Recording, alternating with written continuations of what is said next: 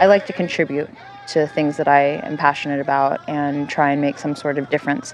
We did a fundraiser and spent that money, on a 20-foot U-Haul. We rented it for the week and loaded it up with about, I want to say, almost 4 cords of wood. We had blankets, we had winter coats, we had medical supplies, we had tons of food.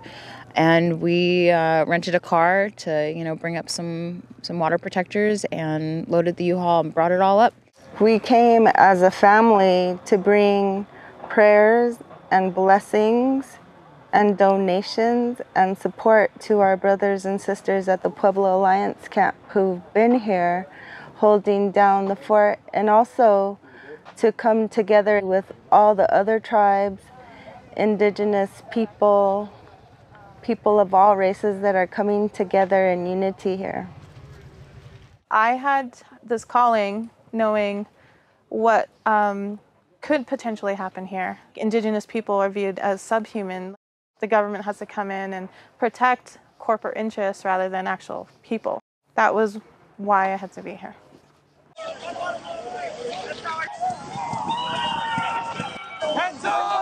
It was definitely shocking to see, the amount of force that was used on peaceful protesters.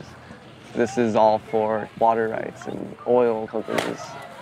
Drilling under our main water sources is going to hurt drinkable water for not only the reservation here in Standing Rock, but for people who live down the Mississippi. Being up here is just bringing my culture. We all practice that Pueblo way, and a lot of us were brought up by grandparents, so that comes up with us, and we just offer that to the people who are in our surroundings, remind them to pray every morning, our cornmeal, put on those ashes to protect us as our day goes on, put on our regalia to, have that in our day, in our path. Because everything gets, so distracting sometimes up here with many things, many emotions, but to stay on a path where it's necessary and, it'll be a greater outcome.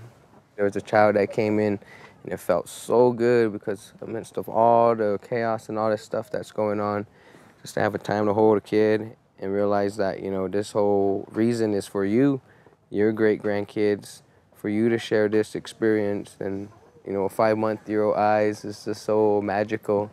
It just takes everything away.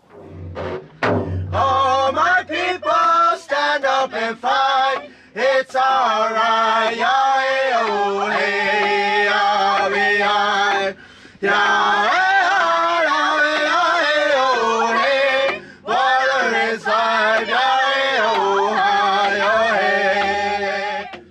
I have met some of the most amazing people from all over the world, witnessed hundreds of indigenous nations from all over the world come and present themselves, represent themselves, offer prayer, song, and make tobacco offerings to the sacred fire here at the main camp. And I've witnessed a gathering like none other. I've been there to Standing Rock, and what I saw was just everybody coming together, uniting and praying, and everybody was praying for the same thing.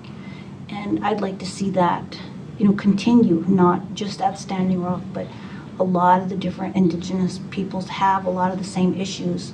And I think we have a bigger voice if we stand together.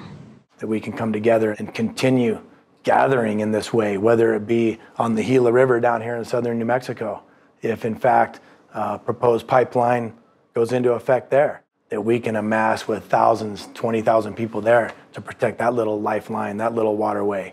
So that would be the message, that we can do this, as a people coming together in a good way, walking softly on the earth and not thinking just about profit and greed and power. One side of the line, you have the investment of monetary value. The other side, the investment is the spiritual value, the sacredness of that, and that's what brings and drives people. No different than the earlier part of this, the history of the Americas, where people boarded boats to come over here is seeking religious freedom, places to worship. And it just seems like somewhat contradictory that Native people cannot have places of worship and places where they can have sacred opportunities to communicate with their higher power. it's just beautiful to see so many people coming together, celebrating humanity, spirituality, celebrating our earth, our water, our air, our sky. And that's what I want people to see, you know? I want them to be inspired to not only take action against what's happening to our people and to our water, but to also just be inspired to treat their fellow human beings as a brother or a sister, because we all are at the end of the day. You know, we're all relatives.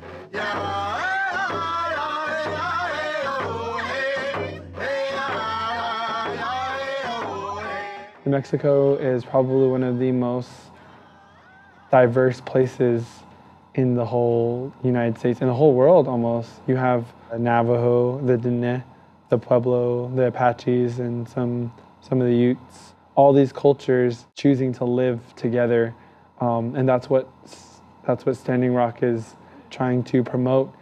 We're all human beings, and it doesn't matter where you come from or the color of your skin. What matters is that we all drink water, we all need to live, and we all need to fight for that right to live. It's apparent in the uranium mining, you know, like they poisoned the people and the water. Currently we have the coal mining on the Navajo Nation, where they're putting the slurry back into the earth, and of course that poisons the aquifers. In the Navajo Nation, they had the gold mine spill into the Animus, so, you know, it's poisoned the waters. Some of the concerns that we will have with Trump coming in and his administration, some of the drumming that we hear on the ground level is the transportation of uranium, whether it be plutonium rods or maybe raw materials traveling in on federal highways that crisscross the Navajo Nation. Some of the other issues would be eliminating or avoiding some of the environmental justice activities that we had been involved in the past, such as cleaning up the haze in the Grand Canyon, as well as the power plant, the issues in regards to the air quality. A lot of those activities that we have been working on for the past 30 years and accomplishments that we have seen could be in jeopardy. Water affects us all, and so that's mainly why I came up here. But as soon as I came up here, I realized it was much more than just water we were fighting for. It's more of an indigenous civil rights movement in a way that we're not only fighting for water, but for our basic rights as, you know, American indigenous citizens. This isn't just an environmental issue. You know, this is a civil rights movement. This is a civil rights movement for indigenous peoples. You know, it's about water, yes. It's about land rights, yes. But it's also about 500 years of rape and murder and cultural genocide. You know, we're just sick of it.